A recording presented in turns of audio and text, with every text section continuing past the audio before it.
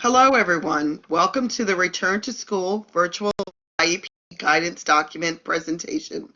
My name is Debbie Lorenzo, coordinator for the Office of Special Education Procedural Support. Also presenting with me today are the managers in our office, Angelina Prestipino and Christina Roman. Today's presentation will take you through the Return to School virtual IEP guidance document. The purpose of this document is to provide guidance for special education teachers and administrators on procedures if amending students' individualized education programs, IEP, or holding an annual or initial IEP meeting if required. IEPs will be written to reflect the location and services being provided for the 2020-21 school year. At IEP meetings planned for August 2020, school staff will discuss special education services, including related services for students for the upcoming school year. 3 documents have been developed for each instructional level to include early childhood and PAC, elementary, and secondary.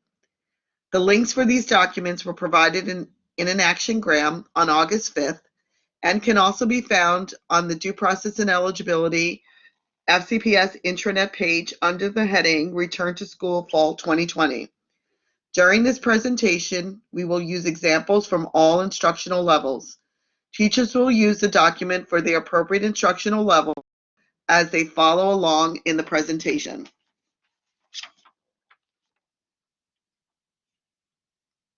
The next few slides will take you through the section titled Steps for Case Managers in determining whether or not a meeting is required, actions needed for both. The first thing the case manager needs to do is to review the IEP and determine whether or not the goals, accommodations, and services can be delivered in a virtual format.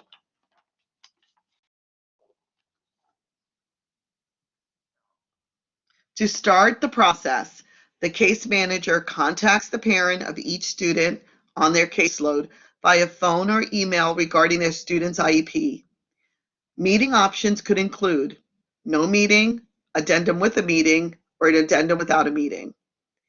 If you determine that there is no need for a meeting because the goals, accommodations, and services can be delivered and provided as written, and parent agrees to not hold a meeting, then provide the parent with a standalone prior written notice, PWN. In the section titled Steps for Case Managers, number 2 references brick and mortar. To avoid confusion, brick and mortar is referring to pre-COVID-19 when students were attending a school building full-time 5 days a week. Appendix A contains a prior written notice sample with the important points to include in the standalone PWN, which will be reviewed in an upcoming slide.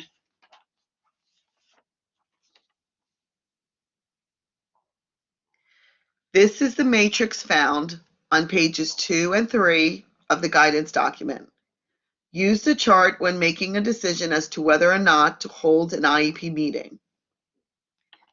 This slide demonstrates a scenario in which an IEP meeting may not need to be held. The first column lists the scenarios of levels 1 and 2. The second column describes the number of service hours over a 5-day school week. Level 1 means total services are less than 50% of the day, and level 2 means services are greater than 50% of the day in IEPs completed pre-COVID-19. The fourth column gives directions for communicating with the parent and next steps. The fifth column indicates that an IEP meeting may not be needed. If the parent agrees to not hold a meeting, write the standalone IEP, which we will review next.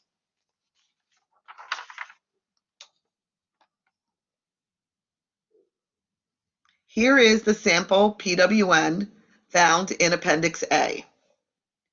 In the first box, you will document the date and decision made with the parents regarding what FCPS will continue to implement regarding goals, accommodations, and services for virtual instruction. In the next box, you will include the reasons why the proposal was made.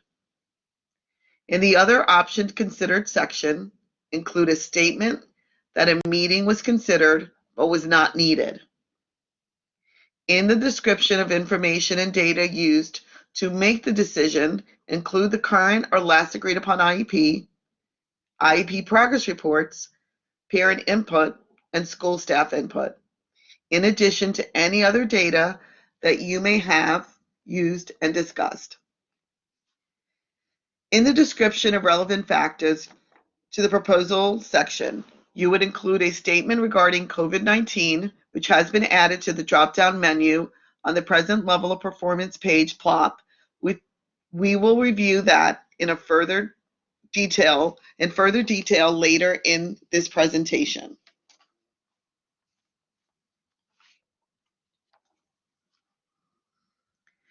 Case managers contact the parent when it is determined that a meeting is required. The meeting options could include an initial IEP, an annual IEP, an addendum with a meeting, or an addendum without a meeting. At this time, the case manager, in consultation with other IEP team members, has determined the current IEP cannot be implemented during virtual instruction. The case managers need to follow the steps for setting up a meeting, documenting the contacts with the parents, and sending the IEP invite notice letter with a full copy of the draft IEP. It is recommended that an annual IEP should be completed to include virtual learning for students whose annual IEP is due through September 30, 2020.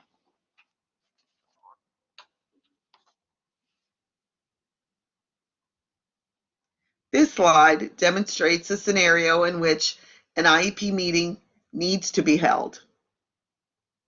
As explained previously, the first column lists the scenarios of level 1 and 2. The second column describes the number of service hours over a 5-day school week. Level 1 means total services are less than 50% of the day, and level 2 means services are greater than 50% of the day in IEPs completed pre-COVID-19. The third and fourth columns give direction for communicating with the parent and next steps. In these columns, the decision is that an IEP meeting is required because adjustments will need to be made to goals, accommodations, and/or services. The fifth column indicates that an IEP meeting is needed. The sixth column indicates a statement which will be available from a drop-down menu on the present level of performance page plop.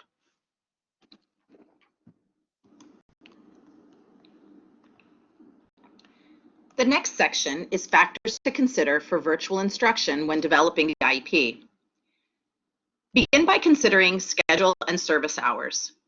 Services reflect synchronous instruction provided by a special educator to students. The number of minutes or hours of services should be determined based on individual student needs and the general education schedule. Sample schedules are linked in the appendix section. Keep in mind, the least restrictive environment, or LRE, still applies. As you begin to review the IEP goals and think about the setting, consider the purpose of the IEP goal and whether it can be supported in the general education setting. Is the goal for learning or for social interaction, for example? Consider the learner profile. Can the student learn the information in the general education setting with accommodations? Consider the rate of acquisition in the large group and priority of learning essential skills specific to that student. Can the student learn the information at the expected rate in a general education classroom with accommodations? Consider whether or not this is a skill that can be addressed in the environment. For example, peer socialization skills or stair-stepping goals in a house with no stairs. Is it a priority, and can you balance the needs of the student? Thinking about the supports and services, when everyone was full-time in schools, special education services provided to students with disabilities were designed to provide access to the learning environment within the physical setting. Not all of these same supports and services are required, appropriate, and/or feasible during virtual instruction. If a student requires a device, consider if the student has the device and internet access for these supports.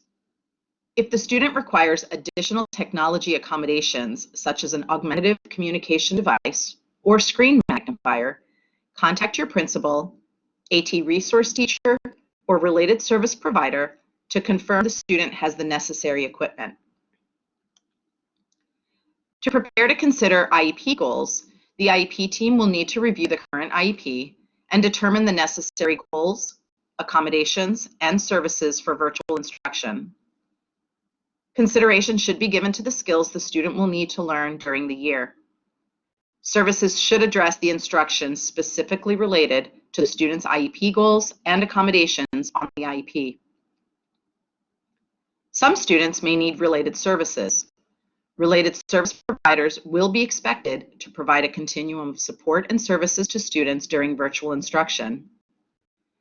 Additionally, related service providers may use a combination of service models in order to address student needs. If a student has an IEP homebound or home-based services, or an IEP team is considering these services, instruction will be provided virtually. Please refer to the appendix for additional guidance.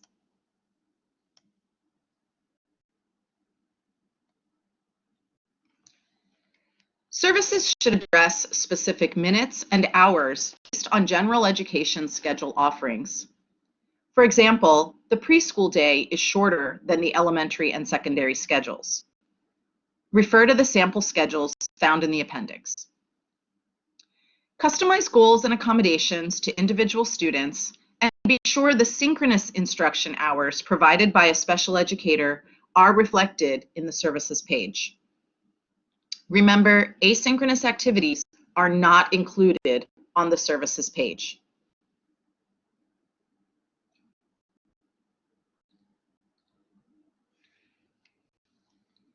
If you're writing an addendum to propose virtual services, the previously proposed primary and additional or related services will already appear on the services page. You will be adding virtual services to the additional or related services section only. If you are writing an annual or an initial IEP, begin by proposing in-person services based on 30 hours per week or 120 hours per month in the primary and additional or related services if appropriate. Then you will document the virtual service hours in the additional and related services section on the services page.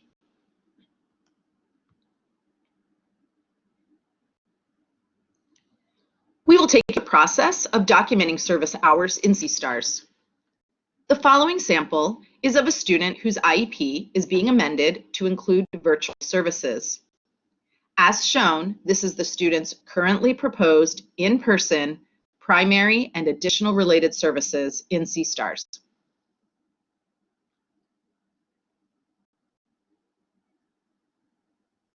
In order to add virtual services, click the Add button in the Additional Related Services box. C-STARS will add a new service row.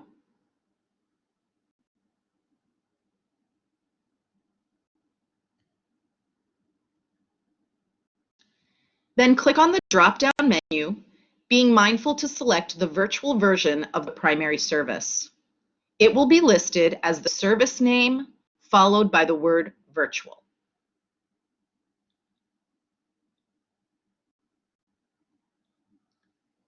Virtual services are concurrent services and will not cause a validation error indicating that the proposed time has exceeded the 30-hour a week or 120 hours a month limits.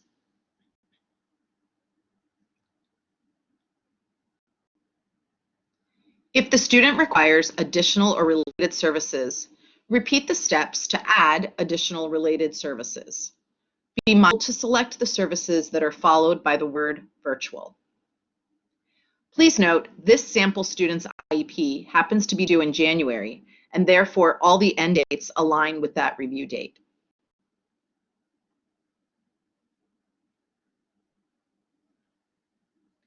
As you are completing the service and review dates for initials, annuals, or addendums, use this guidance to complete the beginning and end dates in C-STARS.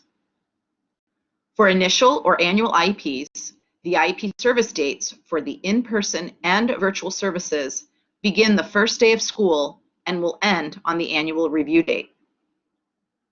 For addendums with the meeting, the virtual services will begin first day of school and will end on the annual review date. For addendums without a meeting, the virtual services begin the first day of school and will end on the annual review date.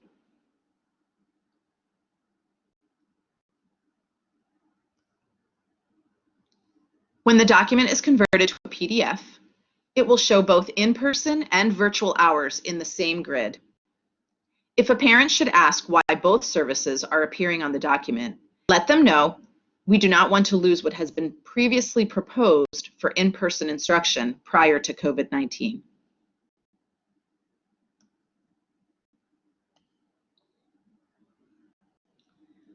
Based on the school schedule, the IEP team will determine how much specialized instruction the student will receive in the general education setting and/or special education setting during synchronous learning.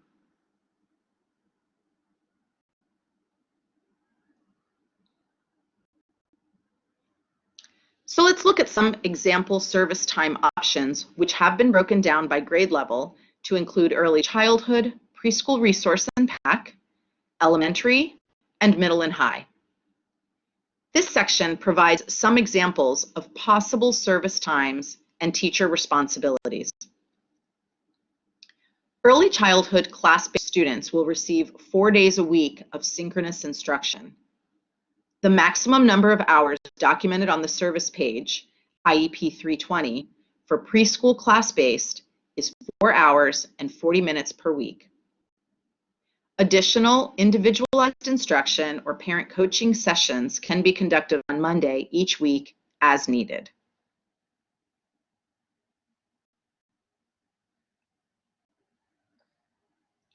Early childhood students will receive 4 days a week of synchronous instruction. The maximum number of hours documented on the services page, IEP 320, for PAC is 6 hours and 40 minutes a week and 1 hour a week for early childhood resource. Additional individualized instruction, parent coaching sessions can be conducted on Monday each week as needed.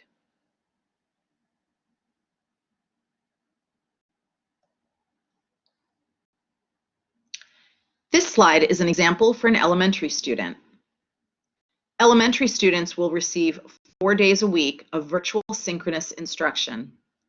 The maximum number of hours documented on the services page, IEP 320, is no more than 21 hours per week. This is equivalent to 4.5 hours each day, Tuesday through Friday, and up to 3 hours on Mondays. Refer to your school schedule to verify instructional time for synchronous learning. Synchronous learning will include morning meeting, 4 core, specials, and up to an hour of specialized instruction. Screen time breaks, lunch, hand washing breaks, and family choice asynchronous learning activities are not included in service hours. Students will receive services according to their disability needs for the content area in the general education or special education setting.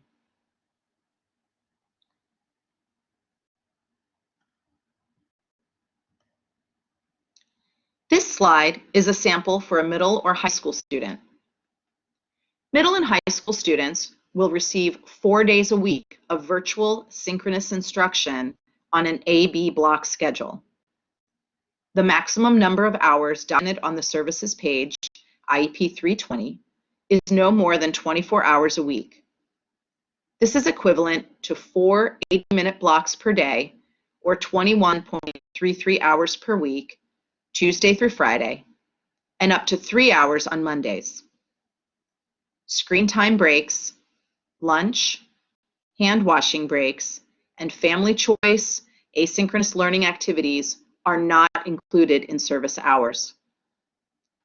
Students will receive services according to their disability needs for the content area in the general education or special education setting.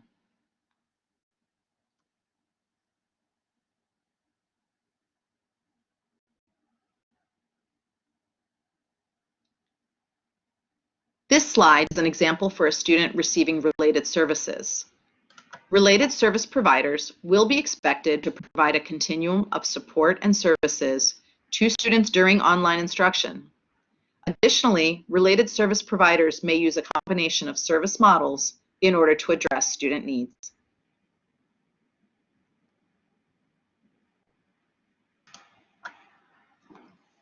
On the present level of performance page 309, you will find a statement in the drop-down menu under the heading Other Statements for the Return to School.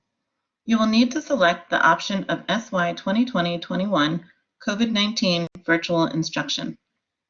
This is the same statement from the matrix decision chart we reviewed in the beginning of the presentation.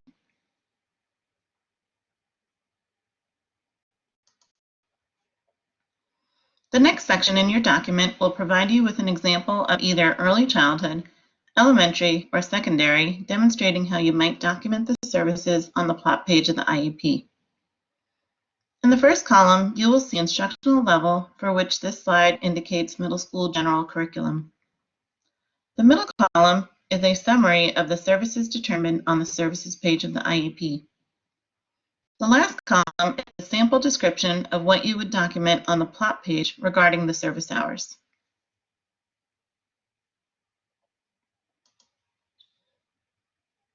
Case managers should focus on goals and objectives that have practical application in the home environment based on the number of specialized instructional hours determined for each student. These goals are different from the goals in the TLP as they include measurement criteria. We will be taking data frequently for progress monitoring and reporting.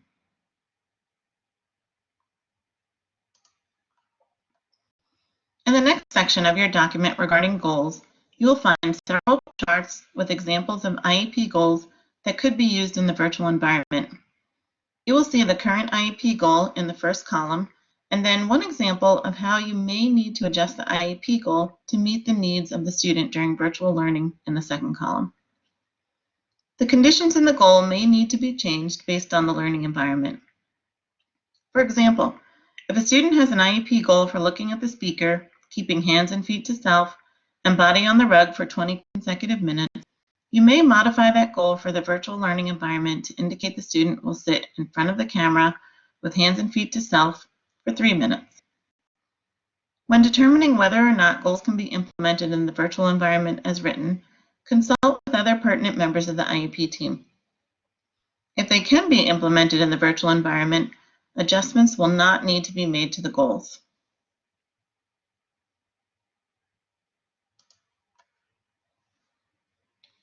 When determining accommodations and modifications for students with disabilities, consult with other members of the IEP team to decide whether or not the identified accommodations and/or modifications can be implemented in a virtual environment as written. If they can be implemented, adjustments will not need to be made.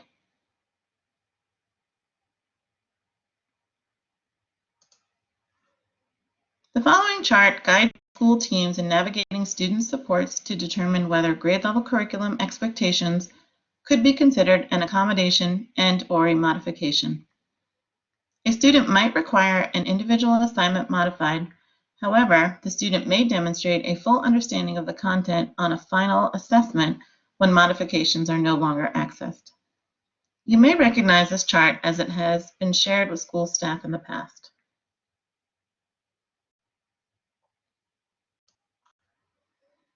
The last section of the guidance document includes the appendices. The first appendix is of the PWN sample that was discussed early in the presentation when we reviewed the determination of whether or not an IEP meeting needs to be held.